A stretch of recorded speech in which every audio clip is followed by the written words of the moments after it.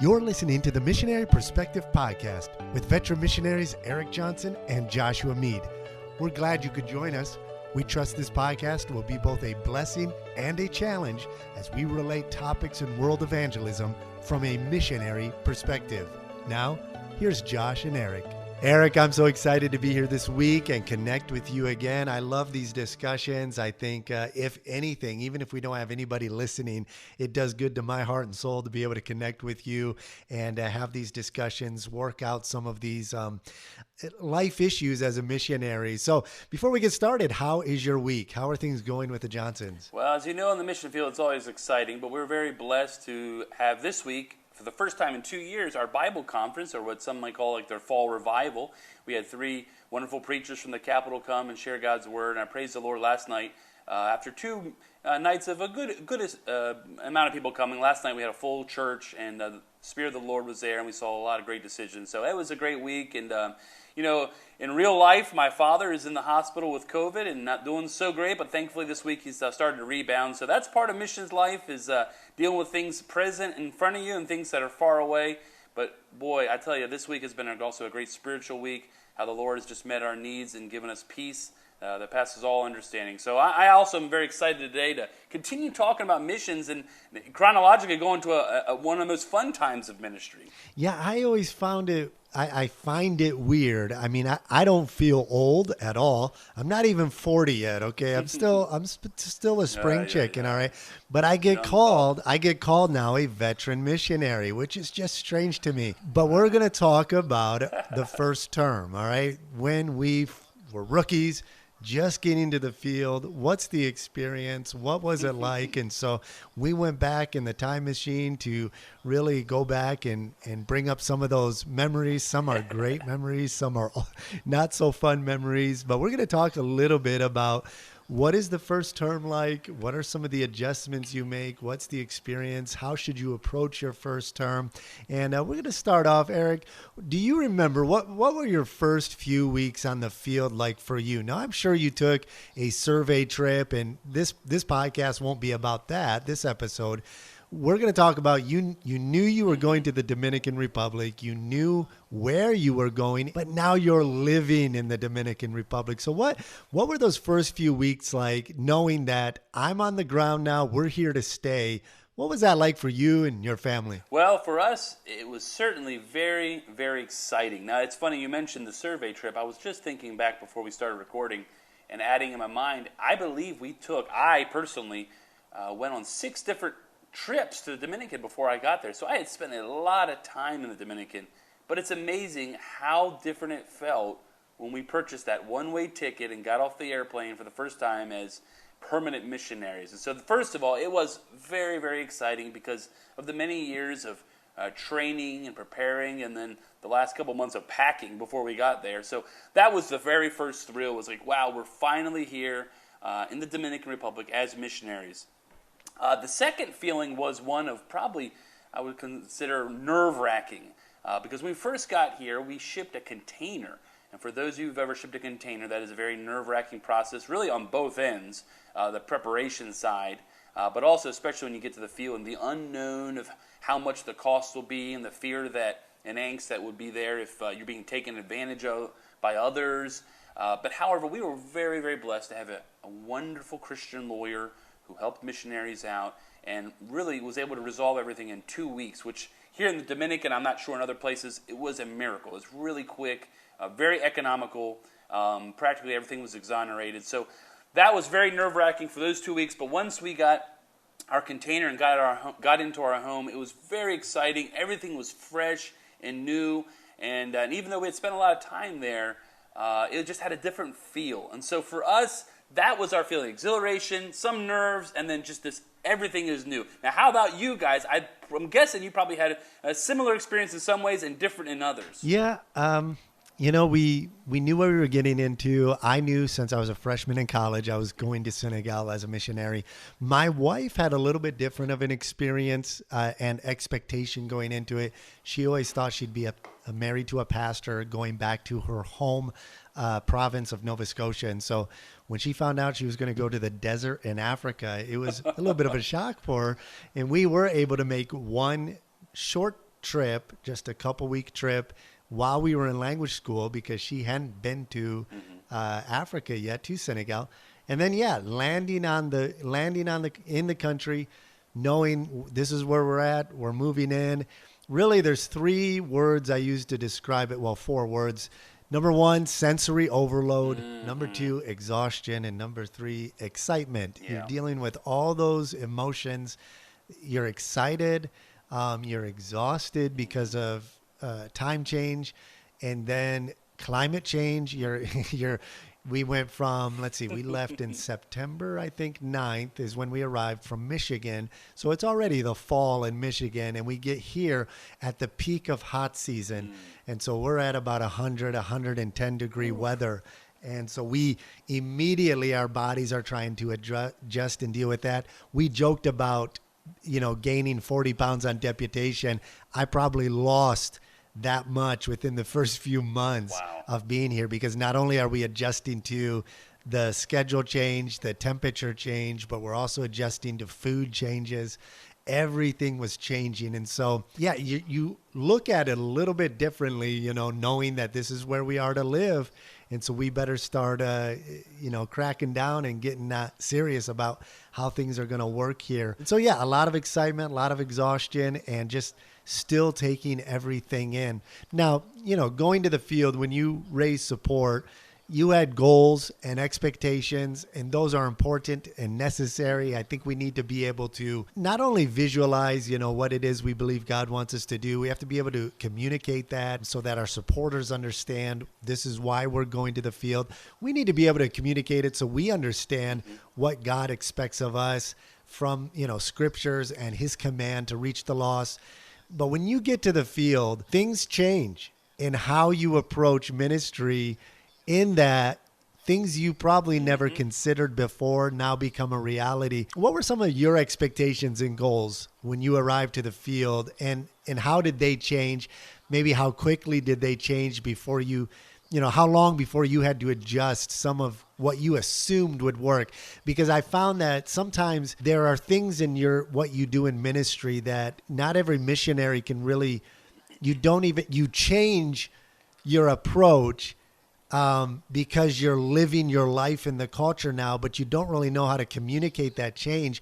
They're just minor adjustments that you don't even know how to communicate maybe to another missionary coming. And so you don't know what to expect when you get there. You think you do, but then little things begin to change in how you approach. And so what are some things, maybe your expectations, your goals, kind of your approach in general that you had going into the field, and then during your first term, did anything change in what you expected or some of your goals and what you wanted to achieve? Yeah, well, I first want to meet a missionary who made all their goals before they got there and then accomplished them when they got there, because I haven't met that guy yet.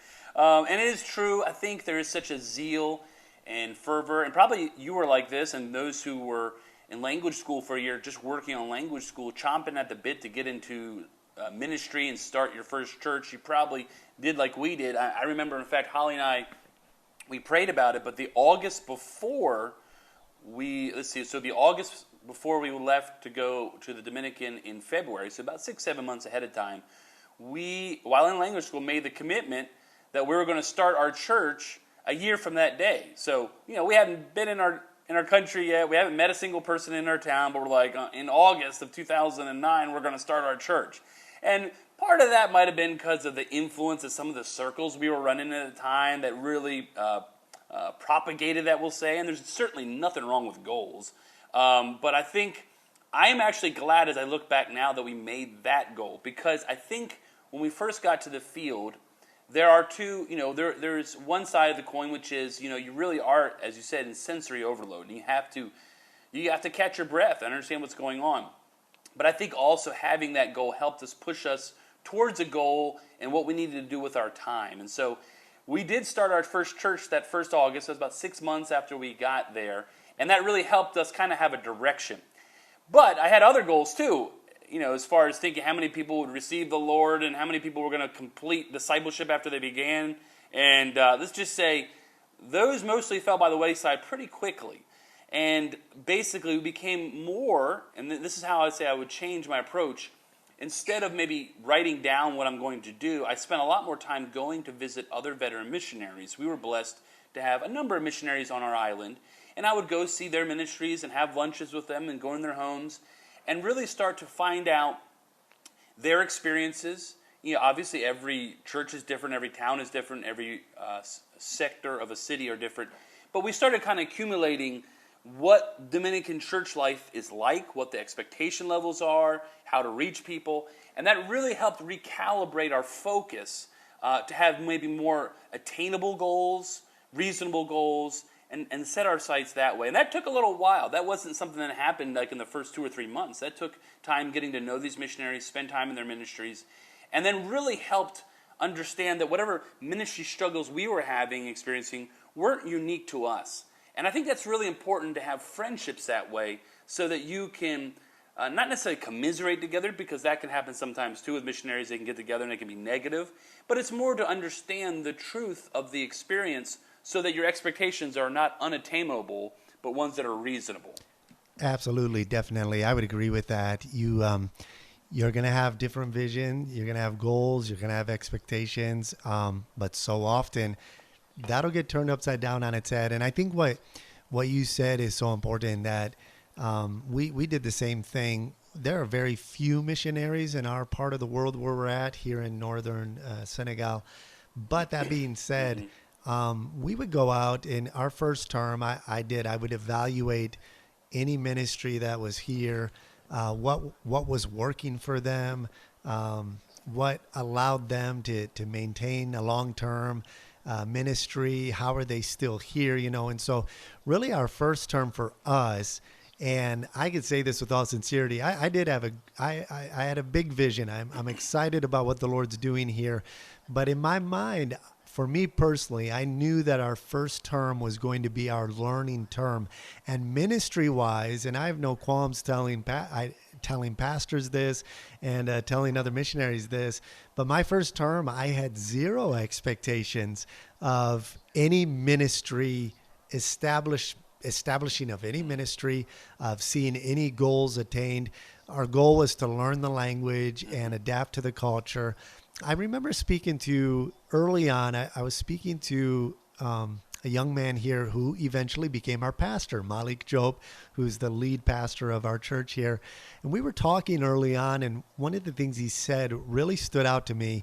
And I think it really solidified that the way we did our first term was the right way, that we came to learn, we came to grow. Now, some missionaries are put out there and put into the situation like you were, where you are going to launch out into the work in your first term and get a church started in your first term, but you maintain that learning spirit, which never goes away.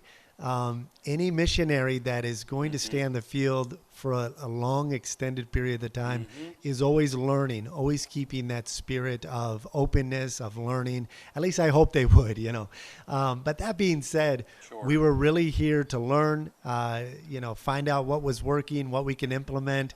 And Malik Job, he said to me, some of the missionaries he had worked with in the past, they had come to the country, done a tremendous job, preached the gospel, saw souls saved, and saw work for God established. But then when they moved on to other ministries, he said they rarely stayed in contact with us. And it was almost as if this was almost kind of a stepping stone, maybe. And he wasn't trying to be critical. He was very grateful for the missionaries he had worked with in the past. He was giving the impression that it was almost like they were here to build a ministry and not invest their lives for the work of the Lord. And I determined at that moment, as we had that discussion, that I'm not here to build a ministry. God's going to take care of that part. I'm here to plant my life, to build a life here. And I think if that's going to happen, then that first term is essential in how you approach cultivating, learning to live within the culture that's God's called you. Because if you launch out into ministry too quickly without taking the time to learn the culture and the people as you are building your life in the country, then ministry can kind of take the place of building a life there. And you can get a ministry going, you can put up a structure, but then at the end of the day, if you're not making a personal connection as an individual missionary, it's going to be harder, I think, for you to stay on the field longer. And so I think it's important to balance those two out. If you're in a situation where you launch directly into ministry, we were involved in ministry, but it wasn't, we were working under another missionary. And so I would just say that, yeah, for that first term, so important to make sure that you're learning, you're growing. Yeah, and let me add on this because I'm old and I forget things. So when you start talking, I remember things now. Originally, our plan, I might have mentioned this in the podcast before. I think I did originally. We were going to be working with another veteran missionary, and I do believe that is, if the situation is good for your family and it's a worthy church planting missionary to be under, I think that is generally the best idea. It just didn't work out for us. It was originally our goal. And then another thing I was going to add is, as we met with other missionaries who were on the field, some of the best advice I ever received was to, when we start our ministry, don't start 3 services a week and 2 outreaches and full bore because you're not ready for it. And there were missionaries who had burned themselves out and said as much. And so that and that's one of the themes I have in some of the other messages is interacting with other missionaries. You will learn from the positives and the negatives and listen to them when they talk to you. Don't think you're going to be different than they are. And so if they give you that advice, it says, hey, start a Bible study first. And that's what we actually did. I didn't mention that. Before we started our church, we had 3 months of Bible study. Now, some of the other advice I got was, well, start the Bible study Sunday morning at 10 o'clock. Because guess what happens? 3 months later, you just say, well, we're not a Bible study anymore, we're church. And so we did that. And so all that was advice we got from other missionaries who had been there, had taken the hits. And so I just really want to encourage you, in that first term, if you have good missionaries to listen to them. Yeah, definitely. And I think you make the point you make there is so important. You have to be willing as a missionary, and this is part of learning to live on a foreign mission field, and this is going to help you stay on the foreign mission field. You have to be willing to adjust when plans change. Plans change, but God's will stays the same. You made plans to work with a missionary. It didn't work out, but you stayed on the path that God had given you with an open spirit of learning in humility. We were planning on working with a missionary that I knew we would have connected with, we were going to get along with. I was so excited, and we were just about to leave, and he called us and said he was coming off the field. And so our pastor even asked us, are you still going to Senegal? And I said, well, I mean, it's still God's will. God's leading us there. That's not going to change. And so you have to learn to adjust to those changes without becoming, you can't get so set on plans that you think that this is God's will for your life, the plans that I make. God will change those plans. You're there to be a witness of Jesus Christ. And I really believe with all my heart, we're going to get into the next question here about first term. But part of being a Christian, being a witness, Jesus said, ye shall be witnesses unto me. He wasn't calling them to be witnesses. That's by nature what you are when you're a Christian. That's right. When you receive the Holy Spirit, when you're born again, you are a witness. That is your nature. You're going to be a witness of Christ. And there's a parable that Jesus told about taking seed and planting it in particular fields. And Jesus said the seed are the children of the kingdom. And Jesus, by his will and by his plan, he plants the children of the kingdom where he wants. And he said, I'm going to put Erik in Dominican Republic. Now, when you get planted there, how effective you'll be as a missionary, I think a big part of it has to do with how you learn to live in that field during that first term. Because we're going to get to it in a minute, but a lot of missionaries don't go back for a second term. And I think a big contributing factor to it is the big ugly word that every missionary will talk about, culture shock. We're talking about plans changing, learning to adjust. When you're on the field, you're going to face what is defined as culture shock. Now, anybody who goes from one area of life and culture and transitions to another is going to experience transition shock. When you go from, let's say you move from Michigan to California, okay, you're in the same culture per se, but you're going to face some transition shock under a subheading, under that transition, is called culture shock. That's when you go from one culture to another culture and another language. You're adjusting to that. Culture shock's defined as feelings of disorientation due to unfamiliarity. And a lot of times that disorientation can produce stress and anxiety. Even if you're a laid back guy like I am, I'm pretty laid back, but culture shock, it's going to affect everybody. And so what are some ways during your first term that you knew this is culture shock? Share some experiences maybe of culture shock that you guys experienced, your wife, maybe your family.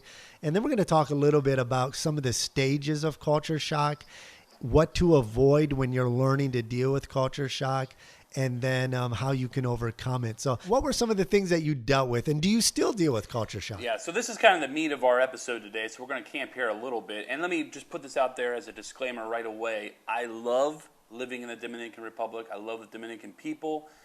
This is, and by no means trying to run down the culture, because I actually do love living here. And in no way do I think the U.S. has got it all figured out.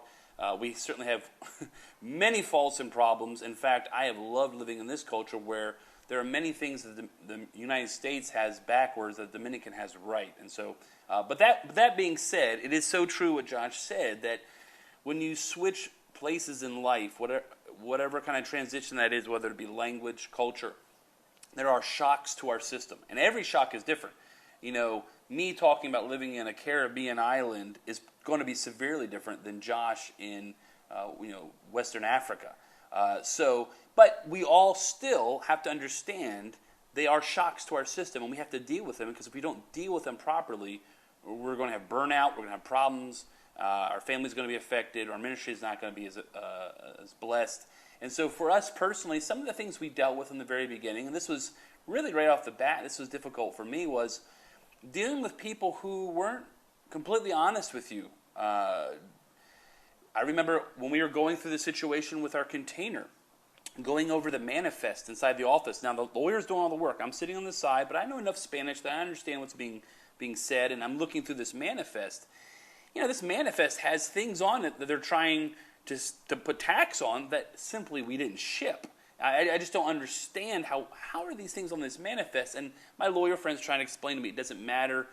You've applied for your visa, so you're not going to have to pay anything. So it doesn't really matter what's on the list. Well, I'm a dumb American. We're very detail oriented. I don't understand. This is not truth, you know. And so that was a very difficult thing to get adjusted to. I remember on a survey trip calling up a hotel, asking if they had hotel rooms, and the girl who responded said, "No, we're all full." I was like, wow, that's a big hotel. They're full of rooms. Okay. Well, right before we left the town, I called back again just to make sure, so we didn't have to go to another town to stay the night. And that some gentleman answered. He said, "No, there's hardly anybody here. Come on." You know, that person just didn't want to work that day. And I just wasn't used to people who would lose your business, who just simply didn't want to work sometimes. This is certainly not always the case, but you find these situations where people won't always deal with you honestly. And I don't think it has anything honestly to do with being an American or not. It really just has to do sometimes in the culture of not telling the truth. And so that was very difficult. For anybody who's ever driven in most foreign countries, one of the most difficult things for us is driving in another country, dealing with other drivers. Anybody who's been in the Dominican knows it is known for very, very fast driving, motors going from each side. It can be very, very difficult and stressful. When I drive to the capital, about 2 hours away, driving down there and coming back, especially major metro cities, is more stressful to me than when I drive between Georgia and West Virginia, a 12-hour drive. I am way more relaxed, and mostly because of just the type of driver you encounter. So that is a big adjustment. Thankfully, I think we've chilled out with it over the years. I have seen missionaries who have put their lives in jeopardy because they could not handle how other people were driving. They would chase them down in their cars. They would throw bottles at them. I mean, this really happened, and it's something you have to deal with and understand that you have to work on your anger. And so that, with the other thing that's just basic for most missionaries, that is a hard shock, is the lack of options for convenience. Obviously, living in Africa, living in really rustic areas, are much more different than living in a developed country like even I live in. But I think as missionaries, we understand sacrifice is part of the deal, part of the signing up to serve the Lord. But still, when you actually have to do without those things, there's a cultural shock not having the Walmart close, not having the Lowe's or the Home Depot where you can go get these parts that you need. Those are normal things. And then lastly, the things that we still deal with are governmental and administrative red tape. Those kinds of systems are built, listen, they're built to discourage you from doing what you want to do. They're trying to get you discouraged so you won't fill up their offices. And so my encouragement is understand that's part of the process and try to surround yourself with good people, professionals that can help you along, because you will be frustrated and you need people to help guide you along. So there's all of that involved, and I'm interested to know some of the things that you experienced, Josh, when you first got there. There's so many little details that begin to add up and contribute to what could be defined as culture shock. Some of it you don't even realize, is part of your experience. There's really 4 commonly recognized stages of cultural adaptation, and culture shock can hit at any one of these stages. Some of them are more blatant than others, and there's a few stages that I knew this was kind of a shock to my system and it's producing stress in my life. But the 4 stages are really commonly recognized as the first stage, the honeymoon stage. That's really your first. For some people, it's the first month you're in the country. Sometimes it lasts the whole year that you're in the country, and sometimes it's like 1 week and you're done with the honeymoon stage. Then it moves into the frustration stage. A lot of missionaries find themselves in this stage regularly, depending on what country you're in. Then you move from there to the adjustment stage, where you're learning to adjust to the differences and the frustrations. And then as you adjust, the final stage is the acceptance stage. And I asked my wife last night as I was prepping for this podcast, I said, what stage do you think you're at? And I read them off to her. She said, well, definitely not the honeymoon stage. That was gone a long time ago. But she said, I'd have to say it's all 3 of the last 3 stages. And I agree.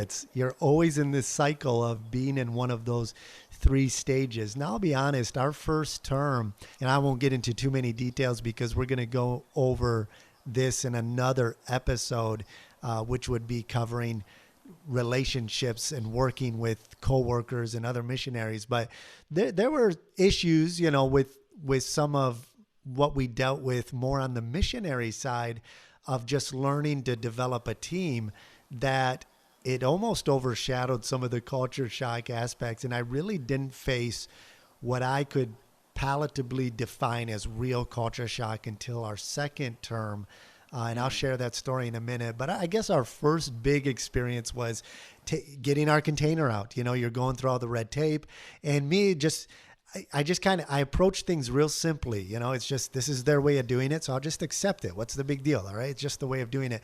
I've run into a lot of missionaries where their personality is just, I know a better way of doing it, and they're going to get so frustrated if nobody else sees it that way. You know what I mean? And so you've got to try to set that aside, or you're going to always be in the frustration stage. Driving is the same thing. I was thinking about, as we're prepping for this episode, I'm driving home the other day, and a guy pulls out right in front of me, looks right at me and pulls out in front of me. I had to slam on my brakes, and he just gives me a thumbs up. And I just smiled and said, yeah, okay, just move on. I'm in the acceptance stage right now, so I'm not going to get upset or anything. It's just the way it is. And so, in fact, my uncle, he came a few years back on a construction trip, and he drove professionally for a living. He would drive big trucks. And so I said, hey, I need somebody to go back and forth from the work site to our home and bring bricks in my truck. Can you do that? He said, yeah. I said, you're a professional driver. You can do this. He made the first trip back, and a missionary we work with, their eldest son went with them so he could give directions. He gets back, gets out of the car and says, Josh, don't ever make me do that again. This is insane. How do you do this? I thought, well, I guess you just adjust. You learn to live with it. It is nuts.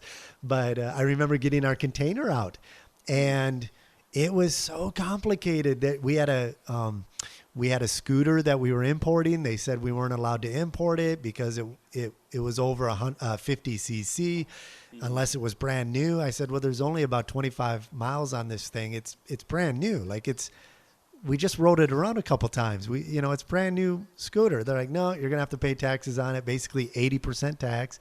Ooh. So I went and paid the taxes, and then I went back into the custom agent, and he said, okay, where's your receipt? I showed him the receipt. He said, yeah, we're still going to confiscate it. I'm like, are you kidding me? What? And I mean, we found out later, and I remember it was stressing my wife out because the day they unloaded our container to check everything and to confiscate the scooter, Julie said, when they pull it out, just kick it in the ocean. Don't let them have it. I said, well, there's a chance we might be able to get it back. Well, we never got it back.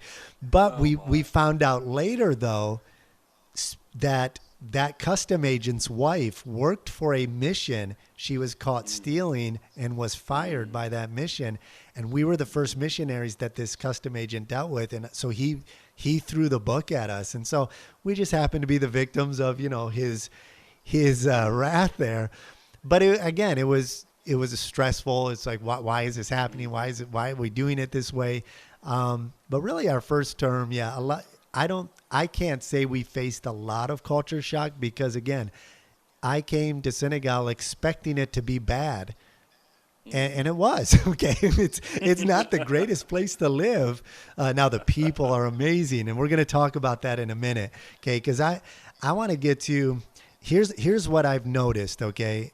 I've seen this in my own life, and I've seen this in other missionaries, that there's this tendency as you're dealing with the frustration, getting to the adjustment stage, and then learning to accept this is the way things are. Okay, I'll give you another example of acceptance, all right? Whenever I went to a hospital, you have to buy all of your prescription medicine before you're treated. And if it's in the middle of the night and it's an emergency and their pharmacy on campus doesn't have the medicine, you have to drive around town finding a pharmacy that's open, buy the medicine, and then bring it so they can do whatever emergency procedure needs to be done. And I've had a few moments of stressed out trying to find this pharmacy, in the middle of the night just to, save a kid's life. It's nonsense. But when you get into line to pay, there's no such thing as a single file line, except now with COVID, actually with social distancing, it has helped a little bit. Okay. If anything good came out of COVID, it was people now stand in a single file line. But before it wasn't like that. You would just rush the counter, and I am trying to be a polite, maybe it's the Canadian influence because I went to Canada. Okay.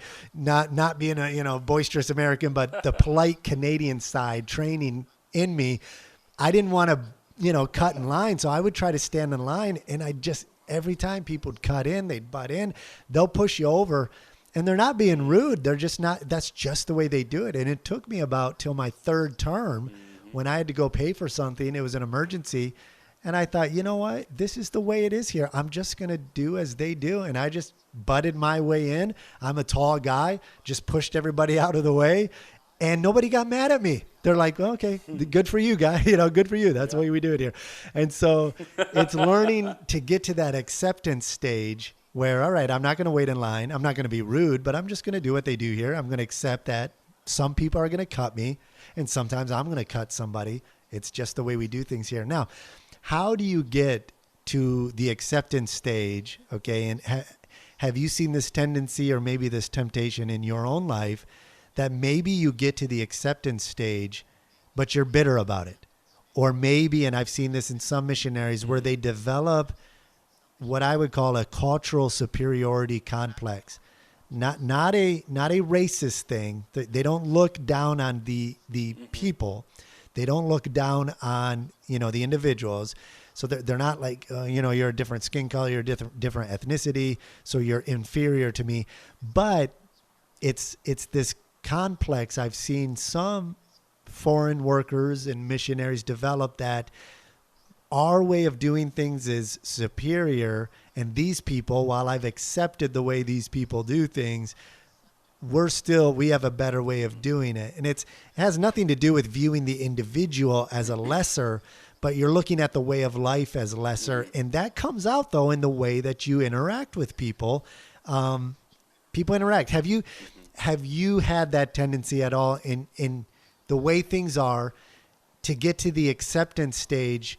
How do you avoid either getting bitter toward the culture and the way things are, or how do you avoid that superiority complex culturally in the way you do things? Has that been experienced? Have you seen that in your time as a missionary? Absolutely. We've seen it and we've experienced it, and we've been examples of it, unfortunately, sometimes. And I think with prayer and fasting is probably the first answer.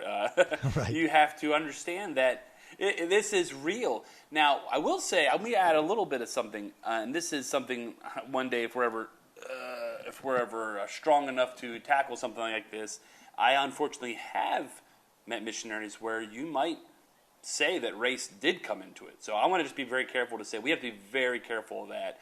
And people I've had to basically stand up and say, hey, I don't think you're responding to that correctly, and that might have to do something to your beliefs. You need to work on that. But it is true that a lot of times, most times, it has nothing to do with race. It has to do with the background you had and how you're experiencing this new stage of life. And one of the ways I want to prove that is because I have now seen something after 12 years that I never thought I would see before. And other Dominicans have shared this with me. It's called double culture shock, where the Dominicans themselves, who have grown up maybe till 10, 11 years old in the Dominican Republic, in this case, they'll go back to America or some other developed country. They will get used to the conveniences and the way of life. It doesn't have to be America. It can be England. It can be Spain. It can be someplace like that. And then they come back to the Dominican Republic later in life, and they're very frustrated, basically to the point of leaving. A lot of times it has nothing to do with even the way that people are. It's just how life is. The power goes out often, or not be able to get the conveniences they want. And so they get what they call the double culture shock, and they leave and go back to their developed country. And so it's not just Americans that experience this, American missionaries. This is something that everyone who changes cultures can experience. Now, one of the ways we have tried to personally deal with it, one is to be very honest about situations and understand that, it's kind of like your family.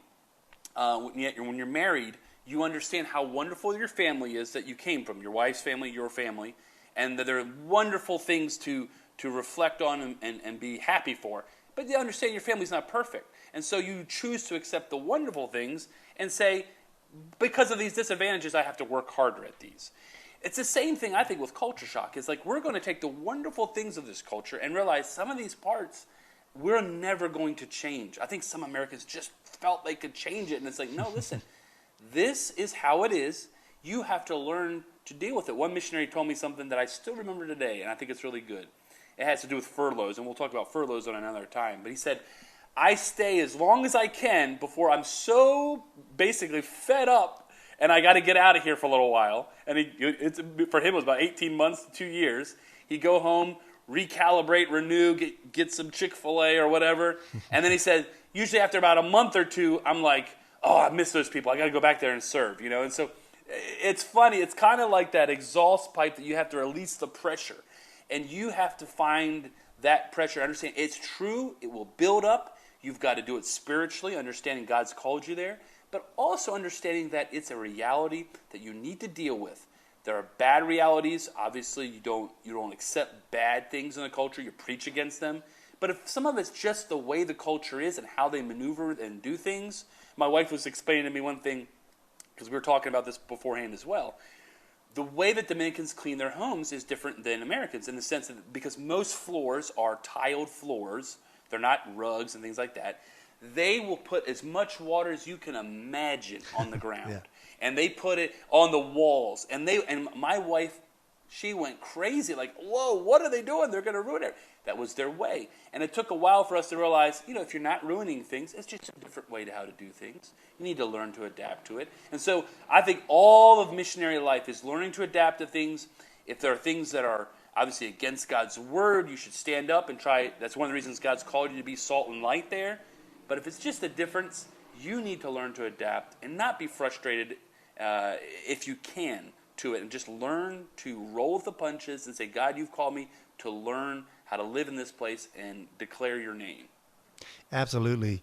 And if you approach it, maybe you're a young missionary, you just raise support, learn the language, and you're you're spiritual. Okay, you're going to take a spiritual approach, and in your heart and mind, you know, I am going to love everything about this culture. Okay, if you're thinking that way, you're setting yourself Oh, up for boy. a fall. Yikes. Okay, because one of the big issues and why so many people leave is because of disillusionment. I think when you set expectations for yourself that are just unrealistic and then you don't meet those expectations, then you're setting yourself up to be disillusioned to what you thought it was going to be like. And when it's not, a lot of people get discouraged and lose really the sense of purpose. And what am I here for then? Do I even know what I'm doing? But what you said is so true. You don't approach it with a negative attitude. And I have met missionaries, though, that although they got to the acceptance stage, they just have a negative outlook of the people that they're ministering to. They have just this, it's looking down. It's this, not a superiority, like we're better than they are, but it's just, they do it differently and our way of doing it is better. And so if they would just see it that way, and it creates this kind of bitter frustration that you accept it, you're still on the field after all these years, but you're miserable. And I think what you said is true. You just have to accept the truth that there are positives and negatives in both cultures. I told my kids the other day, thank God you don't have to grow up in America right now. It's crazy over there right now. I mean, just Yes. I turn on the news, you open up Twitter, and I mean, it's nuts over there. Everything going on and just the culture wars. Those are issues we don't have to face here. And I still try to prepare my kids if God leads them to live there. But I told my oldest son, if God leads you to go back and live in the States, you may want to consider going as a missionary, because that country needs it. I mean, it's bad. But the point is, there's positives and negatives in every culture. You learn to really accept that. And I wrote down 3 things that I think if you practice these principles, and it's going to lead us into our final 2 questions as we're talking about our first term, but really 3 ways that you can overcome bitterness or overcome developing a sense of cultural superiority. And I think number 1 is embrace the difference. Learn to embrace the positives of the culture in which you're living, the great things. One thing I love about this culture, okay, where we're at in Northern Africa, is we're very close to the culture of Jesus' day. I mean, this is an old school Wow. culture where so much, I'm telling you what, after living here for 12 plus years, the Bible has come so much more alive in passages that have deep cultural roots in order to properly understand them. It's just come so much more alive. I'll give you an example of in embracing the difference, you can really grow spiritually too. When Malik Job, the pastor of our church, when he was going to get married, first he had to get his future father-in-law's permission. He had to negotiate a dowry. I think it was like maybe 10 chickens, a pig, and maybe a calf or something. Like there was all this stuff he had to negotiate. And then once he had the wedding date set, he had to prepare his house to receive his bride. And everybody here lives communally. When you become 18, you don't go off on your own. Everybody just builds on an added room to their father's house. And so in order to receive his bride, we helped Malik build a bedroom and a living room area so that he could have a place. And it was all in his father's house. Brother's got a place in his father's house. His dad has his area, and then Malik has his area. It's all his father's house, but he has this room so he could receive his bride. And John, the Gospel of John, just came alive as I'm reading it one day and put those 2 together, that Jesus said, in my Father's house are many mansions. In other words, Jesus wasn't, and he said, I'm going to prepare a place for you. In other words, Jesus said, the room is already set. A lot of times I would read that in American mindset and think, well, Jesus is up there building a house for me. He's building a big mansion, and he's going to come and call me and take me to my mansion. That's not what Jesus said. Jesus said, there's already enough room for you in my Father's house. I'm going to prepare a place for you, and if I go, I'll come again and receive you unto myself. Where he was going to prepare the place was the cross. That's how he prepared the way for us to go to God's presence. And it just came alive because we were living that aspect of the culture. We're living it, and it just made the Bible come alive. So if you learn to embrace those differences, there's not just great cultural aspects that can benefit you and enrich you, but there is so much, even spiritually, that you can gain and grow from. And so the first thing I would say is embrace the difference. Secondly, celebrate the wisdom of the culture that you're working in. What are some things, I'm throwing this on you, I didn't send this to you earlier, but anything offhand that you can think of in the Dominican Republic that they do that you would say, why don't we do this in America? Why don't we do this in our culture? I'll give you a minute to think of that. But is there anything in the wisdom of the Dominican culture that you're like, why aren't we doing this over here? Can you think of anything offhand? Yeah, I think one of the things I enjoy mostly is how they respect their authorities as far as in their family structures, how they do try to include everybody. That's one of the things I think as a church planting missionary, even to this day, that I'm not as good at is the delegation, getting everyone involved, making them feel part of the team. We kind of, maybe it's that pioneering spirit as a missionary, used to doing it all. They really, there's a lot of wisdom in including everybody into a project and getting everybody to be part of a community. They're very much a communal society. And so I love all those wisdom, the wisdom that there is in that, and have everyone feel like they're a part of it. Because if one person or two people are doing the work, you're kind of just sitting back and being a spectator. So those are one of the things right off the bat that I learned. Dominicans like to pitch in and help. They like to help people, even if they're very generous. They don't have a lot of money, but they will give the shirt off your back. And so those are some of the things that I learned. Maybe wisdom as much as just the personality. That's something I love about them. Definitely. So as you learned, you embrace those differences, you accept them, then you celebrate the wisdom and you celebrate the positive aspects. I would say the same thing here. The emphasis that is placed on the family unit is there's so many advantages to that, and we celebrate that. We love that aspect. And then I would say thirdly, in order to avoid developing a either critical spirit and superiority complex, culturally speaking, or in order to avoid really a bitter spirit, the last thing I would say is find a healthy outlet for your frustration. Okay, let it out, and then learn to laugh about it. All right.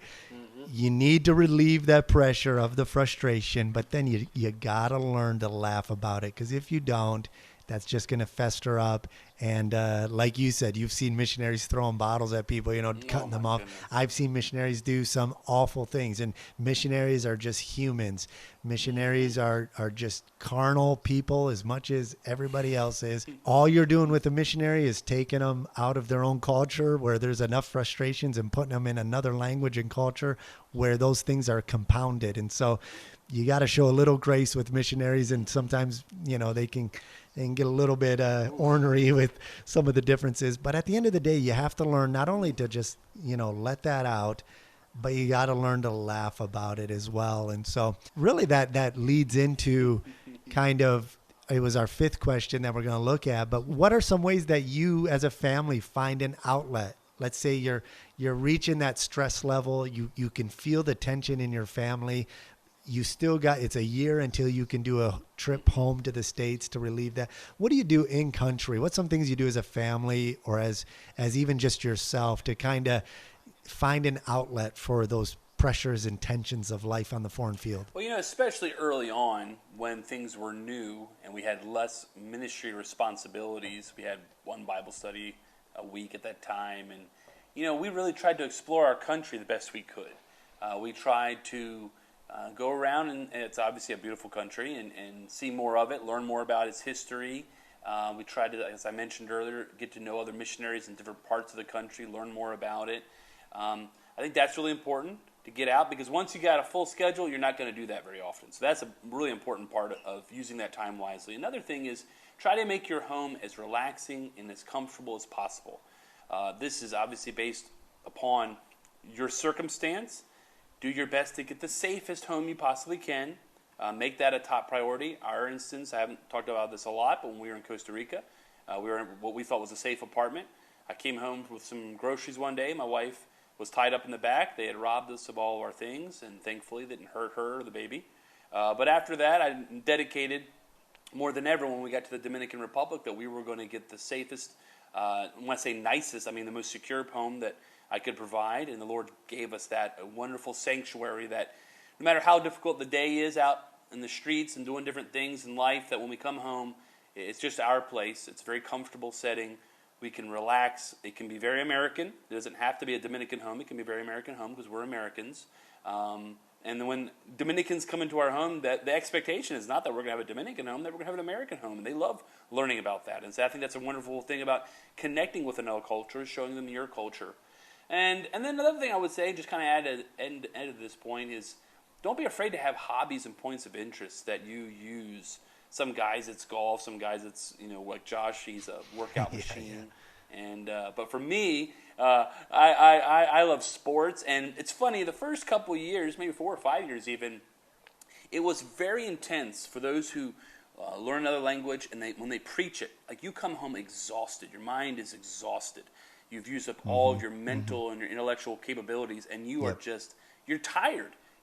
And for me, what I would do is I would come home, I would turn the air conditioner on in our very nice family room, and I had, for I think it was like $100 a year, you could get the whole NFL package. And that was my Christmas gift the first 4 years.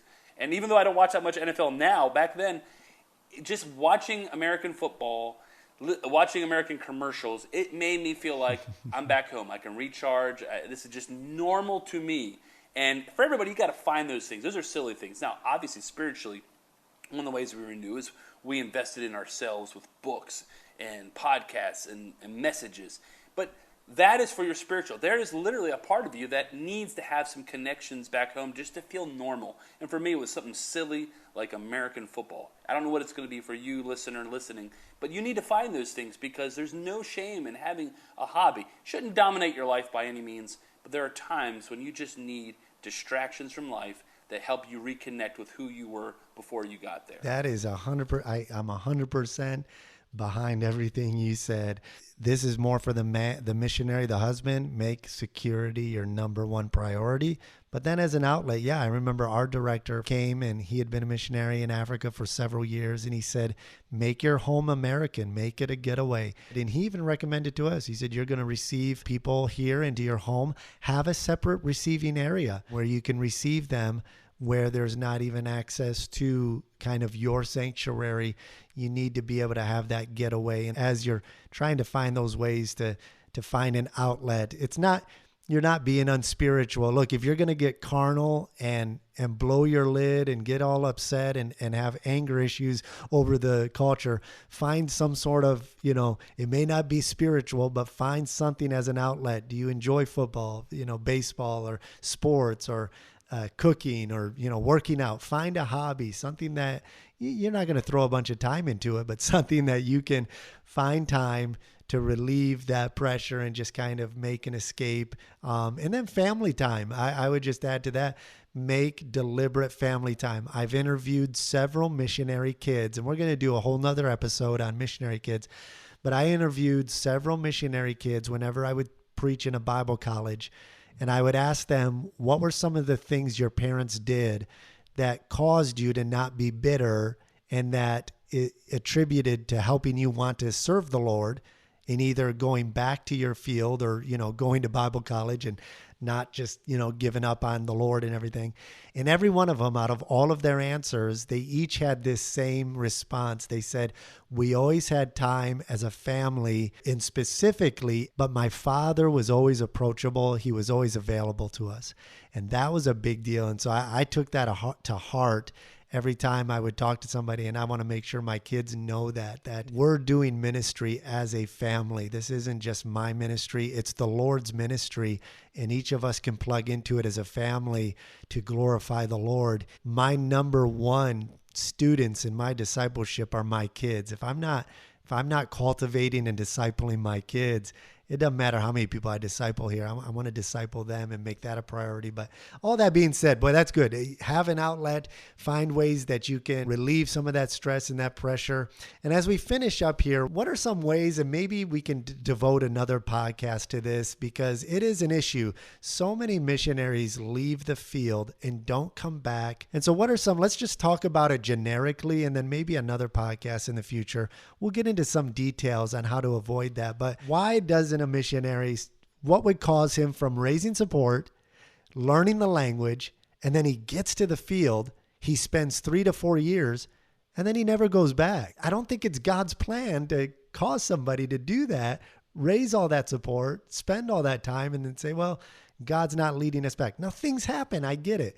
But is there, what contributes to that? And maybe we'll do another episode on how we can avoid that. But what would you say? Well, that's a very large subject. I would say, first of all, we know that it can be a sin issue or a health issue. We're not talking about that. Obviously, someone falls into sin or there's a health situation. For instance, in our case, we had a teammate who one day they found out their 2-year-old daughter had a brain tumor, and they had to leave 2 days later. And because of circumstances and lack of doctor help here, they could never return. So we're not talking about that. We're not talking about when God closed the door or when sin is involved. We're talking about just other circumstances. And there are kind of two major ones that are affecting missionaries and why they don't come back for the second term.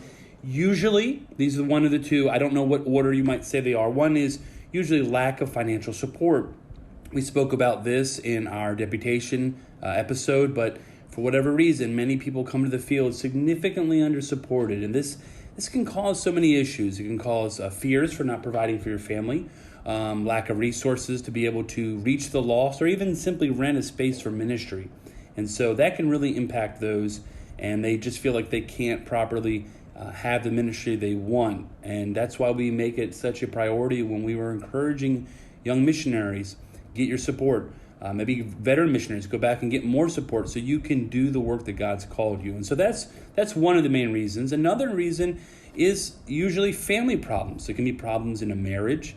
A lot of times it can be problems with younger kids, maybe teenagers. A lot of times it's very difficult to take a teenager from America where they've known their friends and their family and their environment, and to put them in another world where they have to learn a language, learn to get more friends. That's a very difficult transitional time in life. And a lot of families, for whatever reason, maybe they aren't properly prepared by their mission board, or just simply it's just difficult. I mean, you can do all the preparation you want, but until you actually face it, it's just difficult. And so that can be a problem, and not knowing how to adjust to that life, to be very homesick. And so these are obstacles we know that are present. And so maybe as veteran missionaries who have seen this happen in people's lives, we can encourage you, understand if you have teenagers, understand that if you're dealing with some issues with your wife, maybe not as excited about the mission field as you are, these are going to be issues you need to work through ahead of time and maybe have some plans in mind.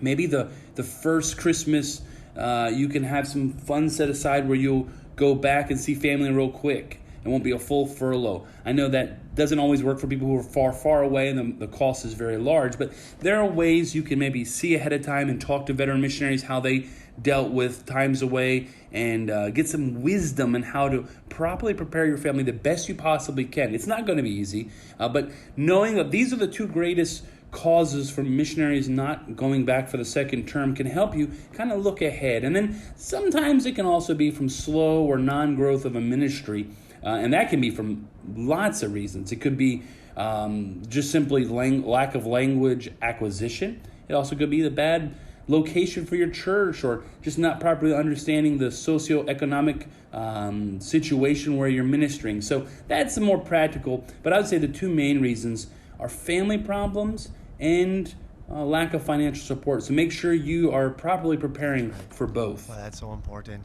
And I think, at a later episode, we'll look more deeply into that, because I think there's some issues, like, for example, we did language school in Quebec, and we can talk about this another time, but, we spent a year and a half in Quebec, and our mission director, he frowned on it. He didn't really want us to go there. He said, I'd rather you go to, France. And part of his reasoning, he said, is, this is Julie's home country.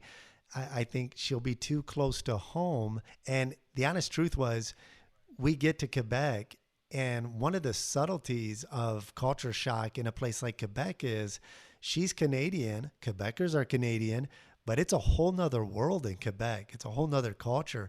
And she felt more, and I think it was because you have certain expectations because everybody's the same, same color as you, and everything's the same. It looks the same stores, the same, everything's the same.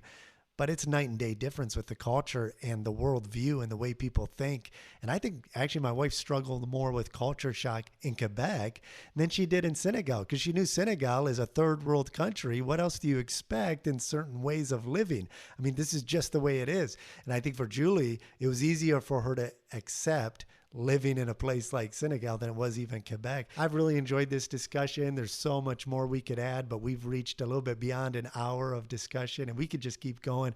There's other stories we'd share, but we'll leave that for another time. But I hope this has been a help. I know different things, Eric, you've been sharing has helped me and encouraged me that some of the things we did right. And some of the things, if I had to do it over again, maybe I'd do it over again. But we're always in that stage of learning to love the culture, loving the people, maintaining compassion for the people we're ministering to, embracing the differences, and then just moving forward for the work of God. And so if you've been blessed out there, if this has been an encouragement to you, or if you know of a missionary who's raising support, or maybe they're just about to go to their field for their first term, why don't you share this episode with them, send it to them, and let them know that you're praying for them.